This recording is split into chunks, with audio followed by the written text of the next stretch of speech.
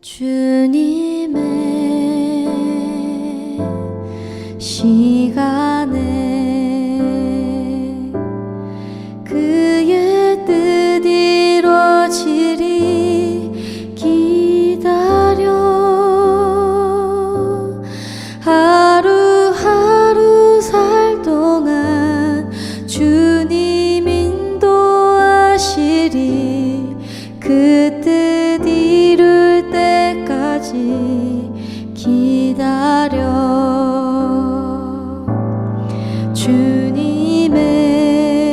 주님의 시간에 그의 뜻 이루어지리 기다려 하루하루 살 동안 주님 인도하시리 주 뜻 이룰 때까지 기다려. 할렐루야. 주님과 함께 살고 이웃과 함께 사는 우리 모두가 되길 바랍니다. 오늘 말씀은 예루살렘에 이어지는 소동의 원인이었던 바울이 공회에서 한 발언 이후의 반응들에 대해서 다루고 있습니다. 복음을 전하며 살아온 삶을 살았던 바울이 위협과 어려움이 있음에도 불구하고 보호하시고 인도하시는 하나님의 은혜를 되새기며 오늘도 우리의 삶에 여전히 목자 되심으로 인도하시는 하나님의 은혜를 누리고 고백하는 우리 모두가 되길 주님의 이름으로 축원합니다. 함께 묵상할 하나님 말씀은 사도행전 23장 12절부터 35절까지입니다. 말씀 듣고 묵상 나눔하겠습니다. 날이 새매 유대인들이 당을 지어 맹세하되 바울을 죽이기 전에는 먹지도 아니하고 마시지도 아니하겠다 하고 이같이 동맹한 자가 40여 명이더라. 대제사장들과 장로들에게 가서 말하되 우리가 바울을 죽이기 전에는 아무것도 먹지 않기로 굳게 맹세하였으니 이제 너희는 그의 사실을 더 자세히 물어보려는 척하면서 공회와 함께 천부장에게 청하여 바울을 너희에게로 데리고 내려오게 하라. 우리는 그가 가까이 오기 전에 죽이기로 준비하였노라. 바울의 생질이 그들이 매복하여 있다 함을 듣고 와서 영내에 들어가 바울에게 알린지라. 바울이 한 백부장을 청하여 이르되 이 청년을 천부장에게로 인도하라. 그에게 무슨 할 말이 있다. 천부장에게로 데리고 가서 죄수 바울이 나를 불러 이 청년이 당신께 할 말이 있다 하여 데리고 가기를 청하더이다.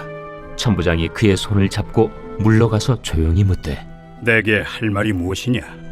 유대인들이 공모하기를 그들이 바울에 대하여 더 자세한 것을 묻기 위함이라 하고 내일 그를 데리고 공회로 내려오기를 당신께 청하자 하였으니 당신은 그들의 청함을 따르지 마옵소서. 그들 중에서 바울을 죽이기 전에는 먹지도 않고 마시지도 않기로 맹세한 자 40여 명이 그를 죽이려고 숨어서 지금 다 준비하고 당신의 허락만 기다리나이다. 이에 천부장이 청년을 보내며 경계하되 이 일을 내게 알렸다고 아무에게도 이르지 말라. 백부장 둘을 불러 이르되 밤 제3시에 가이사랴까지 갈 보병 200명과 기병 70명과 창병 200명을 준비하라. 또 바울을 태워 총독 벨릭스에게로 무사히 보내기 위하여 짐승을 준비하라 명하며 또 이 아래와 같이 편지안이 일렀으되 글라우디오 루시아는 총독 벨릭스가 갖게 문안하나이다. 이 사람이 유대인들에게 잡혀 죽게 된 것을 내가 로마 사람인 줄 들어 알고 군대를 거느리고 가서 구원하여다가 유대인들이 무슨 일로 그를 고발하는지 알고자 하여 그들의 공회로 데리고 내려갔더니 고발하는 것이 그들의 율법 문제에 관한 것뿐이요 한 가지도 죽이거나 결박할 사유가 없음을 발견하였나이다. 그러나 이 사람을 해하려는 간계가 있다고 누가 내게 알려주기로 곧 당신께로 보내며 또 고발하는 사람들도 당신 앞에서 그에 대하여 말하라 하였나이다. 보병이 명을 받은 대로 밤에 바울을 데리고 안디바드리에 이르러 이튿날 기병으로 바울을 호송하게 하고 영내로 돌아가니라. 그들이 가이사랴에 들어가서 편지를 총독에게 드리고 바울을 그 앞에 세우니 총독이 읽고 바울더러 어느 영지 사람이냐 물어 길리기아 사람인 줄 알고 이르되 너를 고발하는 사람들이 오거든 네 말을 들으리라 하고 헤롯 궁에 그를 지키라 명하니라. 오늘 본문은 예루살렘에 이어지는 소동 이후의 반응들에 대해서 다루고 있습니다. 어제 함께 나눈 말씀처럼 찢겨질 위협 속에서 건져냄을 받은 바울은 여호와 하나님의 말씀으로 격려와 위로를 받습니다. 그런데 이후 그 소동의 중심에 있었던 유대인들의 분위기가 심상치 않게 돌아가는 것을 보게 됩니다. 어떤 분위기였을까요? 12절입니다. 날이 새매 유대인들이 당을 지어 맹세하되 바울을 죽이기 전에는 먹지도 아니하고 마시지도 아니하겠다 하고. 아멘. 바울의 죽음을 간절히 원하는 유대인들이 생긴 것입니다. 그들은 죽음을 불사하고 바울을 죽이려 하고 있는 것입니다. 그런데 그런 사람이 한둘이 아닙니다. 그 마음을 가진 자가, 그래서 동맹한 사람들이 40여 명이라고 말하고 있습니다.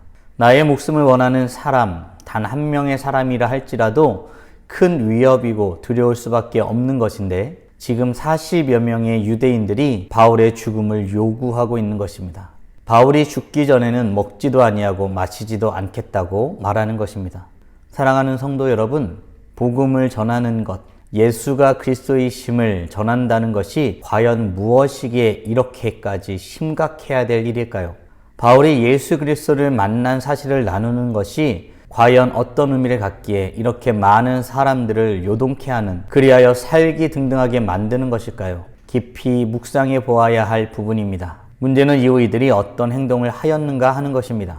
이들은 바울을 처단하기 위해 작전을 짭니다. 지금 바울은 천부장의 손에 있기에 그를 끌어내기 위하여 명분이 필요했던 것입니다. 그래서 대제사장과 장로들에게 부탁하여 바울을 불러들이도록 하자는 것입니다. 자세한 것을 물어보려 한다라는 명분으로 천부장에게 말하여 데리고 오자는 것입니다.